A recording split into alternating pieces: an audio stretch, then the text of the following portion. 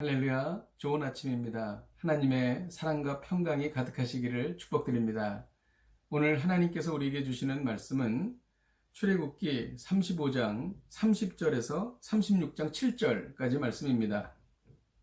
모세가 이스라엘 자손에게 이르되 볼지어다 여호와께서 유다 지파 훌의 손자여 우리의 아들인 부살레를 지명하여 부르시고 하나님의 영으로 그에게 충만하게 하여 지혜와 총명과 지식으로 여러 가지 일을 하게 하시되 금과 은과 노스로 제작하는 기술을 고안하게 하시며 보석을 깎아 물리며 나무를 새기는 여러 가지 정교한 일을 하게 하셨고 또 그와 단지파 아히사막의 아들 오홀리압을 감동시키사 가르치게 하시며 지혜로운 마음을 그에게 충만하게 하사 여러 가지 일을 하게 하시되 조각하는 일과 세공하는 일과 청색, 자색, 홍색 실과 가는 배실로 수놓은 일과 짜는 일과 그 외의 여러 가지 일을 하게 하시고 정교한 일을 고안하게 하셨느니라. 부살렐과 오홀리압과 및 마음이 지혜로운 사람 곧 여호와께서 지혜와 총명을 부으사 성소에 쓸 모든 일을 할 줄 알게 하신 자들은 모두 여호와께서 명령하신 대로 할 것이니라.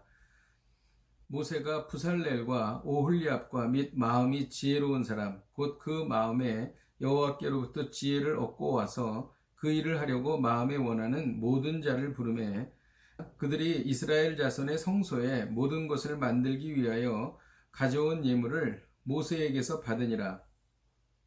그러나 백성이 아침마다 자원하는 예물을 연하여 가져왔으므로 성소의 모든 일을 하는 지혜로운 자들이 각기 하는 일을 중지하고 와서 모세에게 말하여 이르되 백성이 너무 많이 가져오므로 여호와께서 명령하신 일에 쓰기에 남음이 있나이다.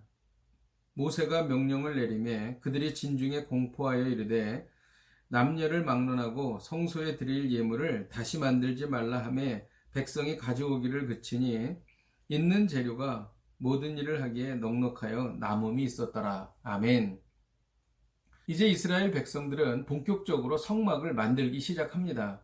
그동안 모세에게 들었던 하나님의 명령대로 성막을 만드는 것입니다. 하나님께서는 정교한 기술자로 부살렐과 오홀리압을 부르셨습니다. 부살렐은 금속, 목공, 보석을 주로 다루었고 오홀리압은 조각, 세공, 수예를 주로 다루었습니다. 하나님께서 이 두 사람을 세우시는 과정을 보면 우리가 하나님께 쓰임받는 과정을 알게 됩니다. 하나님은 어떤 사람을 세우십니까? 하나님은 우리 한 사람 한 사람을 지명하여 부르십니다. 30절 후반절에 보면 부살레를 지명하여 부르셨다고 기록합니다. 우리가 교회에서 섬기는 모든 직분은 내가 그냥 맡은 것이 아닙니다. 하나님께서 지명하여 부르신 것입니다. 그러므로 우리는 충성을 다해야 할 것입니다. 또 하나님께서는 사람을 세우실 때에 하나님의 영을 충만하게 부어주십니다. 31절에 보면 하나님의 영을 그에게 충만하게 하여 라고 기록합니다. 하나님의 영이 충만하게 부어지면 지혜와 총명과 지식이 생깁니다. 이를 통해 여러 가지 일을 할 수 있게 되는 것입니다. 저도 설교를 준비하다 보면 하나님께서 도우신다는 것을 경험하는 적이 한두 번이 아닙니다. 또 하나님은 하나님의 마음을 주셔서 감동을 주십니다. 34절에 보면 오홀리압을 감동시키셨다라고 말하고 있습니다. 하나님의 감동이 임하면 가르치는 은사가 임하고 지혜로운 마음이 충만해집니다. 하나님이 명령하신 성막을 짓는 것은 사람들이 하는 것이 아닙니다. 하나님께서 도와주셨기 때문에 하나님께서 함께 하셨기 때문에 가능했던 것입니다. 우리는 세상을 살아갈 때에 우리가 사는 것이 아니라 하나님이 도와주셔야 살아갈 수 있는 것입니다. 이스라엘 백성들이 성막을 지을 재료를 가지고 왔습니다. 이때 특이한 사항이 있었는데 재료의 양이 엄청나게 많았다는 것입니다. 5절에 보면 백성이 너무 많이 가져왔다라고 기록하고 있습니다. 그렇습니다. 백성들은 너무 많이 가져왔습니다. 그리고 쓰기에 남음이 있었습니다. 너무 많아 넉넉했습니다. 성막을 지을 재료가 너무 많아 모세는 백성들에게 이제 그만 가져오라고 명령했던 것입니다. 여러분, 이런 풍성함을 누린 이유가 무엇일까요? 2절에 마음에 원하는 모든 자라고 표현합니다. 3절에는 백성이 아침마다 자원하는 예물을 가져왔다고 말합니다. 그렇습니다. 자원했기 때문입니다. 여기에 영적인 원리가 있습니다.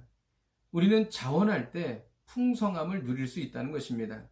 교회나 직장이나 나라의 일도 그 구성원들이 자원하는 마음으로 할 때 풍성함을 누리게 되는 것입니다. 하나님의 일인 영적인 일은 말할 것도 없는 것이지요. 우리 자신의 인생도 마찬가지입니다. 자원해서 기쁜 마음으로 우리의 인생을 살아가고 하나님의 일을 감당할 때 우리는 인생의 풍성함을 누리게 되는 것입니다.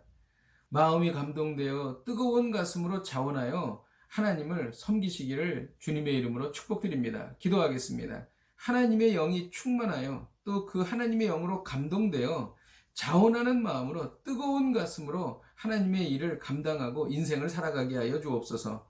예수님의 이름으로 기도하였습니다. 아멘. 할렐루야. 오늘도 이 말씀 붙잡으시고 풍성한 하루가 되시기를 주님의 이름으로 축복드립니다.